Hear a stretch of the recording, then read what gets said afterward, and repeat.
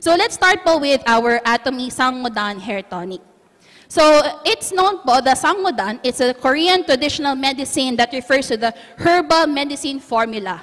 It's for the holistic assessment of person's health, plus its ingredients provide rich nutrition to help alleviate hair loss symptoms. So maybe po, your sponsors and you share these concerns, uy, gamitin mo yung Atomy Sangmodan. Makakatulong yan sa less ng hair loss mo.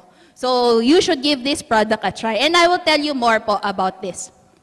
So these are the very important ingredients. Sa ingredients pa lang po, makikita nyo na parang ang hirap ata nito i-collate, hanapin lahat, i-source out. But Atomy has done that for us.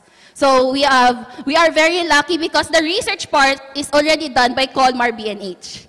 And then we are very lucky because we can purchase these products here in our Atomy website. So these products po has very significant and purpose po. Bakit sila yung pinagsama-sama ng company sa product na ito?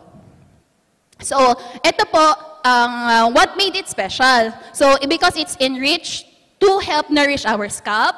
Its ingredients po, yan, announced by the Ministry of Food and Drug Safety that it can alleviate hair loss and it can help us maintain a mildly acidic pH balance. So later po, i-share ko, ano ba yung purpose ng pH balance sa hair natin? Kasi naririnig ko lang yan nun sa school nun eh. Kailangan maintain yung pH balance sa water, yung acidic, yung alkaline. Pero no-surprise po ako na, wow, pati pala sa shampoo, sa hair care, kailangan din po pala maintain siya. So later po, share ko din po kung ano po yun.